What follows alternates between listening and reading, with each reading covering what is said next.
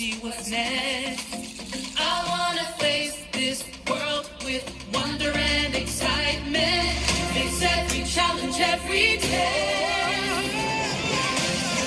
Baby, I'm gonna follow. I'm trusting you, but you are God. Life will be crazy, wild and amazing. I'm trusting you, God. You are God. Wherever you lead me, I'm gonna follow. I'm trusting you, God. You are God. Life will be crazy, wild and amazing. I'm trusting you, God. You are God. I'm trusting you, God. You are God. I'm trusting you, God. You are. Hello, everybody, and welcome to Kids at Midchurch. My name is Karen, and I'm the Kids at Midchurch pastor. I'm so glad you've joined me today for the last lesson in our series, Moses and the Mission of God. Well, let's do a quick recap and see what we've done so far. The first week, we saw how Moses was born in a time when there was lots of trouble, and quite a few people worked to save Moses. And we said that God saved Moses because he had a job for Moses to do. In our second lesson, we saw what that job was. God spoke to Moses in a burning bush and told him that he needed to go and tell Pharaoh to let the people, the Israelites, go. Then last week, we saw Moses did just that. He went to Pharaoh and said to Pharaoh, God says, you need to let my people go. But Pharaoh said, no. And in response to Pharaoh saying no, there were 9 plagues that came upon the land of Egypt. And we saw those plagues last week. We ended our lesson on a bit of a cliffhanger because we didn't know, was Pharaoh going to let the people go or wasn't he? So let's pick up the story today and see what happened. Let's take a look. God's story, Passover. So part of God's story is about Passover, and it goes like this. It all started when the Israelites were stuck as slaves in Egypt. They were forced to work in fields and make bricks and mortar. Worse, the ruler of Egypt, Pharaoh, and the other people in charge didn't care if God's family was hot or tired or hungry or sad or hurt or just plain miserable. And they were. But even in the middle of all that, God's family grew. In fact, they got so big that Pharaoh was scared they might attack and overpower him. He made them work even harder to show them he was boss. Soon the Israelites were even more miserable. They begged God for help. Well, guess what? God saw what Pharaoh was doing to his family, and he didn't like it one bit. So he planned a rescue. He sent a man named Moses to lead God's family out of Egypt and into a brand new, beautiful home called the Promised Land. But when Moses told Pharaoh to let God's family leave, Pharaoh said no. Remember, Pharaoh thought he was the boss. The thing is, God is really in control, and even rulers of countries should obey him. So 9 different times, God sent plagues to show Pharaoh his power. The plagues were like punishments to Egypt for keeping God's family as slaves. After each one, Moses asked Pharaoh to let God's family go, but Pharaoh kept saying no. Then Moses told Pharaoh that God loves his family so much that he will rescue them no matter how many times Pharaoh refused to obey. So there would be one more plague, one that would wipe out the oldest son in every house in Egypt. But of course, God had a special plan for his family. He told them to take their best lamb or young goat, kill it, and paint the blood on the doorframe. Then they should eat the meat with bitter herbs and some flat bread made without yeast called unleavened bread, which is cheap and can be made quickly. In fact, God asked his family to eat the whole meal as if they were ready to run right out the door, with their shoes on and their walking sticks in hand. They obeyed. Good thing, too, because that very night the angel of death came. But just like God promised, he passed over the houses with blood on the door. Finally, Pharaoh realized God was in charge, and that God loved his family, and that Pharaoh couldn't stop God's rescue plan. He said God's family should get far away from Egypt. They left in a hurry. For hundreds and hundreds and hundreds of years after that, God's family celebrated the night God rescued them by eating unleavened bread, bitter herbs, and lamb. But that rescue was just a preview to the big rescue God had planned for the whole world.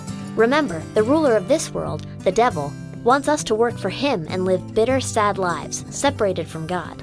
And we all do wrong things sometimes and deserve to die as punishment. So God sent his very own Son to earth.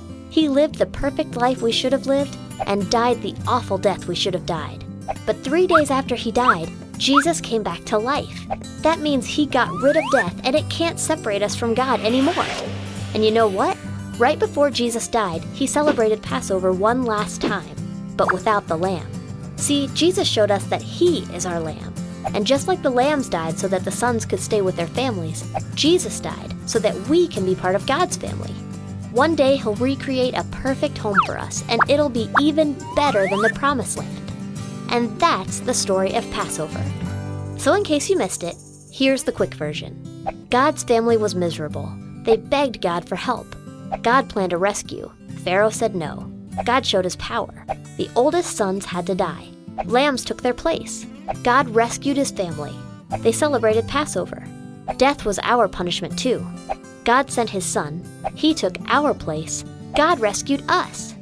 And that's a part of God's story. Well, guys, that was the story. And what did God tell the Israelites to do? Well, he told them to take a 1-year-old lamb or goat that had no blemishes or defects, to sacrifice it to him, and then to take the blood of that lamb and put it on their door frames, the sides and the tops of their door frames. And they were to take the branch of a hyssop tree, and they were to do that. So this is what they would have done. They would have gotten their blood from their sacrificed lamb.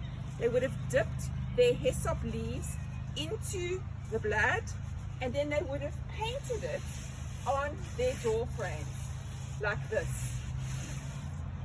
And you'll see it's quite a dramatic visual of what they were doing.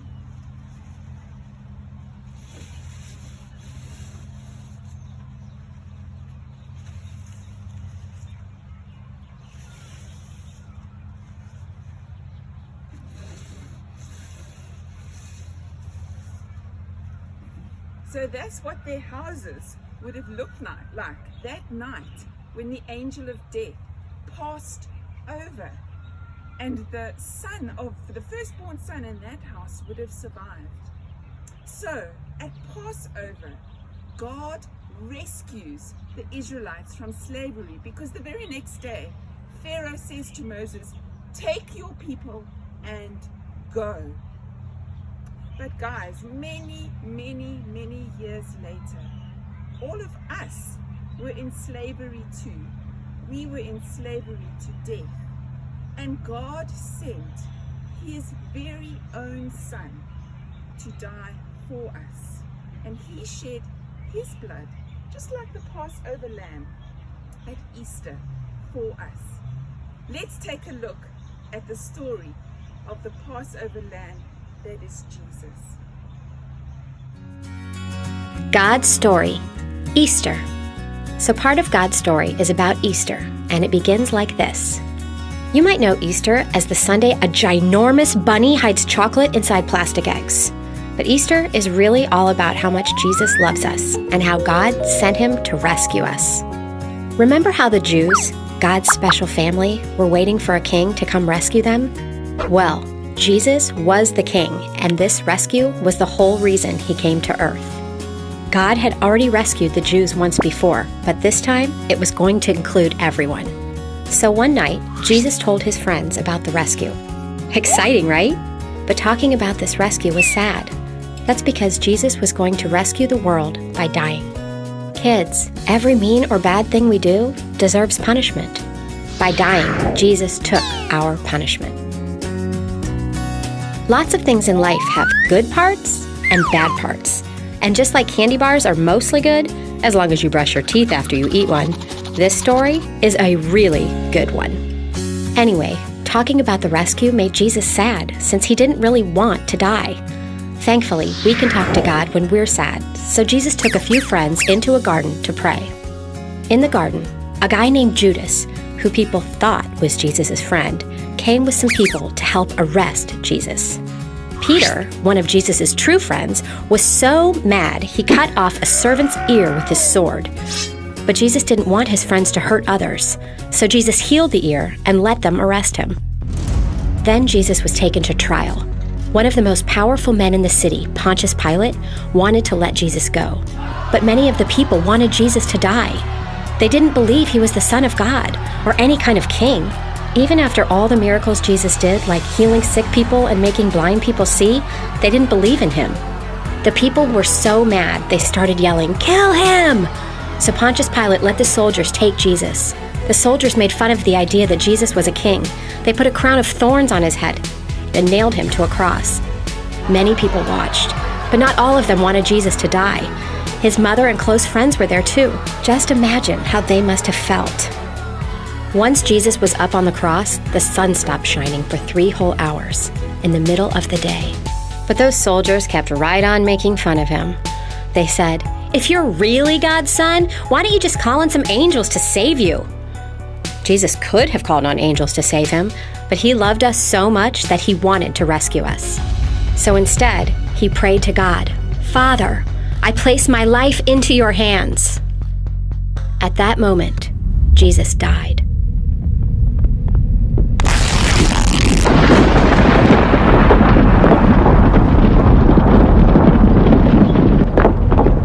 And when he died, the soldiers who had just killed him realized he really was the Son of God. Later, Jesus was put into a tomb and a big rock blocked the entrance. Jesus' friends thought that was the end. But 3 days later, God sent an angel to roll the stone away. Don't worry, Jesus could get out on his own. The angel moved the rock so everybody else could see the tomb was empty. Jesus' friends were the first to stop by the tomb. The angel said, "He has risen," which is another way of saying Jesus is alive. Nobody could believe it. Jesus took our punishment and then proved he really is the Son of God by coming back to life. Now, if we choose to follow Jesus, God forgives us for all the wrong things we do because Jesus already took our punishment. And that's the story of Easter. But that's not all there is. Here's a quick version of what happened after the angel told the good news. Jesus' friends got scared. Jesus appeared to them. They saw his scars. It was really him. Now they could share the good news too. Jesus appeared to more than 500 people. He went back up to heaven, and the best part? He promised to come back someday for everybody who follows him. And all that is a part of God's story.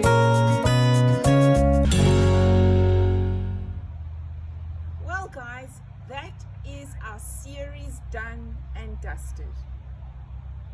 Just like the Israelites were rescued from slavery at Passover, we are rescued from our slavery to death at Easter. Guys, I pray that you will have a really blessed Easter time. And I will see you again on the 18th of April. We're going to end today's lesson with an amazing song that just summarizes our whole lesson. And it's called "There's Power in the Blood of the Lamb." God bless you guys. See you again. Bye.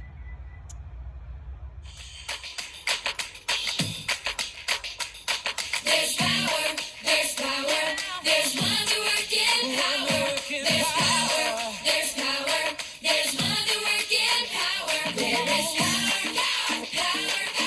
wonder working power in the blood of the Lamb.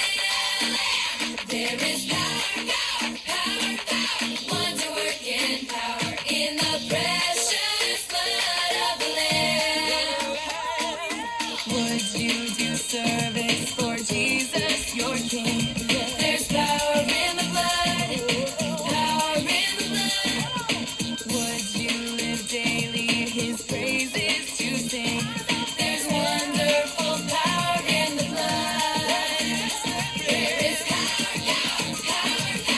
wonder working power in the blood of the Lamb. There is power.